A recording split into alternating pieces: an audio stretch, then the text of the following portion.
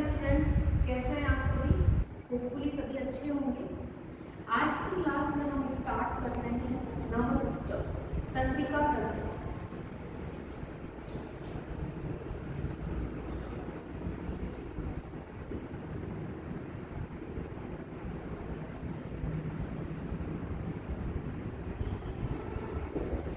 हमारे शरीर के अंदर असंख्य, मैं कह सकती हूँ अरबों मिलियन के आसपास हमारे शरीर में तंत्रिकाएं हैं।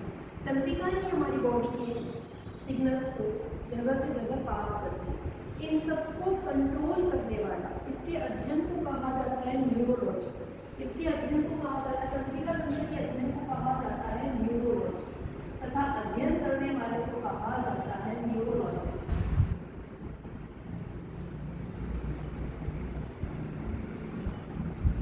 यह तंत्रिका तंत्र हमारे सभी ऑर्गन्स के मध्य सामंजस्य बिठाए रखने का कार्य करती है, ताकि हमारा सारा काम प्रॉपर वे में चले।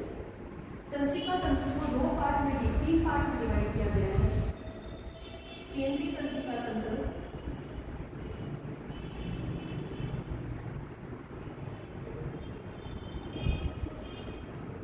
परिधीय तंत्रिका तंत्र,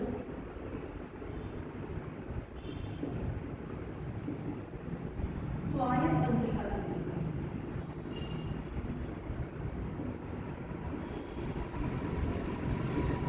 केंद्रीय तंत्रिका तंत्र यानी सेंट्रल नर्वस सिस्टम, इसको फिर दो पार्ट में डिवाइड किया गया है, मस्तिष्क और मेरुरज्जु।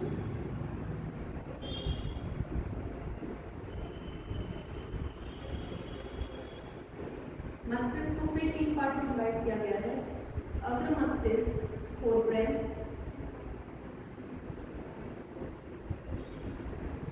मध्य मस्तिष्क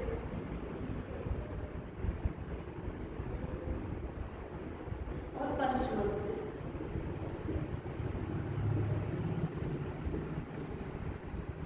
अग्र मस्तिष्क को फिर डिवाइड किया गया है, सेरेब्रम, थैलेमस, हाइपोथैलेमस।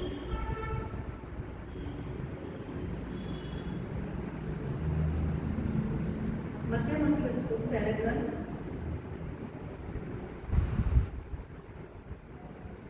पश्च मस्तिष्क को कहते हैं अनुमस्तिष्क, जिसे कहा जाता है सेरेबेलम, और इसका अन्य होता है मेडुला ऑब्लांगेटा।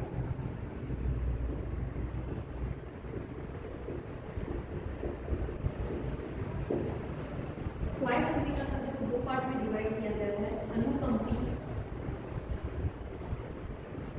परानुकंपी।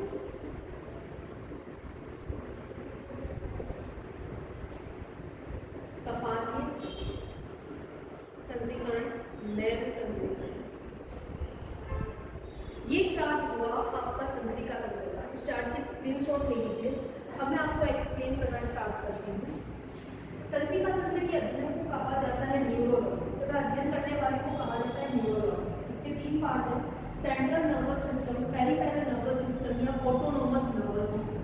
सबसे बात करते हैं अपन सेंट्रल नर्वस सिस्टम यानी केंद्रीय तंत्रिका तंत्र। इसके दो पार्ट होते हैं, मस्तिष्क और मेरुरज्जु। मस्तिष्क के तीन पार्ट हैं, अग्र मस्तिष्क, मध्य मस्तिष्क, पश्च मस्तिष्क। अगर मैंने कहा ये हमारा ब्रेन है, सबसे पहले अपन ब्रेन को डिस्कस करते हैं। ब्रेन के तीन पार्ट हैं, अग्र मस्तिष्क, मध्य मस्तिष्क, पश्च मस्तिष्क। अग्र मस्तिष्क हमारा 2/3 पार्ट, पूरे ब्रेन का 2/3 पार्ट यानी कि 66% हमारा अग्र मस्तिष्क होता है। ये है मध्य मस्तिष्क और लास्ट वन है पश्च मस्तिष्क। अग्र मस्तिष्क के तीन हिस्से हैं, प्रमस्तिष्क, थैलेमस, हाइपोथैलेमस। प्रमस्तिष्क का कार्य होता है सोचना, समझना, याददाश्त, चिंतन करना, यानी इसे आप कह सकते हैं ज्ञान का केंद्र। प्रमस्तिष्क यानी कि सेरेब्रम को कह सकते हैं हम ज्ञान का केंद्र। यही है जो हमको बताता है क्या सही है और क्या गलत है। इसके अंदर सरवटें पाई जाती हैं, जितनी ज़्यादा सरवटें होगी व्यक्ति उतना ही बुद्धिमान होगा। थैलेमस हमारे शरीर के बाह्य तापमान को कंट्रोल करता है, जैसे आज गर्मी है या ठंड है, इन सबको कंट्रोल करने वाला है हमारा थैलेमस। हाइपोथैलेमस हमारे आंतरिक तापमान को कंट्रोल करता है। आंतरिक तापमान बोले तो भूख, प्यास, प्यार, नफरत, गुस्सा। भूख, प्यास, प्यार, नफरत, गुस्सा, इन सबको नियंत्रित करने वाला है हाइपोथैलेमस। जब हाइपोथैलेमस एक्टिवेट हो जाता है तब आपका प्रमस्तिष्क यानी कि सेरेब्रम चुपचाप होकर बैठ जाता है। एग्जाम्पल के तौर पर जब आपको भूख लगती है तो आपका कंट्रोल सिर्फ खाने की तरफ होता है, आपका ध्यान किसी और चीज पर नहीं होता है। एज इट इज जब व्यक्ति को गुस्सा आता है तो क्या सही है क्या गलत बताने वाला प्रमस्तिष्क बता ही नहीं पाता क्या सही है गलत, और गुस्से में व्यक्ति गलत डिसीजन ले लेता है। ऐसे ही प्यार के अंदर प्यार अंधा होता है, ये बात गलत है, प्यार अंधा नहीं होता। प्यार के टाइम हाइपोथैलेमस एक्टिवेट हो जाता है तो व्यक्ति की सोचने समझने की शक्ति खत्म हो जाती है। मध्य मस्तिष्क का पार्ट है सेरेब्रम। सेरेब्रम दो ही काम करता है, देखना और सुनना। देखना और सुनने का काम करता है हमारा सेरेब्रम।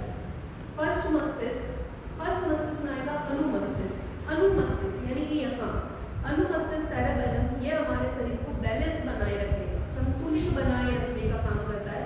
इसी की वजह से हम चल पाते हैं, गाड़ी चला पाते हैं, स्कूटी चला पाते हैं, बाइक चला पाते हैं, साइकिल चला पाते हैं। शराब पीने वाले व्यक्ति का ये खराब हो जाता है, जिसके वजह से व्यक्ति अपना संतुलन खो देता है और डगमगाता हुआ इधर गिरता है उधर गिरता है। मेड्यूला ऑब्लिगेंटा हमारे शरीर की अनैच्छिक क्रियाओं का नियंत्रण करता है, इनवॉलंटरी एक्शन। अनैच्छिक क्रियाएं का मतलब छींकना, खांसी लेना, स्टमक पेन, हृदय की धड़कन, श्वसन दर, पलक झपकाना, जिन सब चीज़ों पर हमारा नियंत्रण नहीं होता उन सबको कंट्रोल करने वाला है मेड्यूला ऑब्लिगेंटा। अब बात करते हैं मेरुरज्जु। मेरुरज्जु बोले तो रीढ़ की हड्डी, बैकबोन, रीढ़ की हड्डी। रीढ़ की हड्डी हमारे क्विक एक्शन को यानी कि प्रतिवर्ती क्रियाओं का नियंत्रण करता है।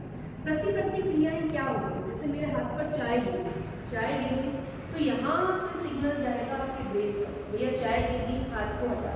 तो चाय गिर गई, यहाँ से सिग्नल, ये रीढ़ की हड्डी ही आपका रिप्लाई दे देगी, हाथ हटा लो। जब तक ब्रेन तक सिग्नल आएगा, मान लो कुछ नैनो सेकेंड्स ही लगे, तब तक आपका हाथ जलता रहा।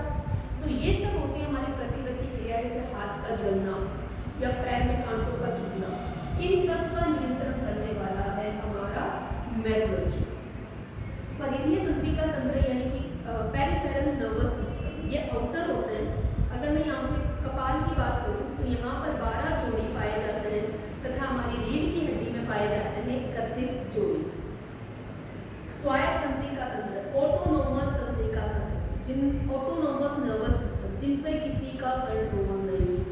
कैसे, ये दो प्रकार के थे, अनुकंपी, परानुकंपी। जब हमें किसी चीज का भय लगता है, एकदम डरावना सा भय, एकदम अचानक से, तब हमारे क्या होते हैं, आंखें बड़ी हो जाती है, हाथ के रोग खड़े हो जाते हैं, मुंह सूख जाता है, दिल की धड़कन तेज हो जाती है, श्वसन दर बढ़ जाती है। इन सब को नियंत्रित करने वाला अनुकंपी। लेकिन जब अपन वापस उस डर से बाहर निकलते हैं, रिलैक्स होते हैं, ओके कुछ नहीं हुआ, आंखें वापस नॉर्मल हो जाएगी, हृदय की धड़कन भी नॉर्मल हो जाएगी, श्वसन दर जो बढ़ी हुई थी कम हो जाएगी, मुंह जो सूखा हुआ था वो सही हो जाएगा, जो हाथ के बाल खड़े थे मोटे वो वापस सही हो जाएंगे, उसे कहते हैं परानुकंपी तंत्रिका। आपको मेरी वीडियो पसंद आई, ऐसी वीडियो चाहिए तो कमेंट सेक्शन में बताते रहिए। Thank you so much, please subscribe my channel.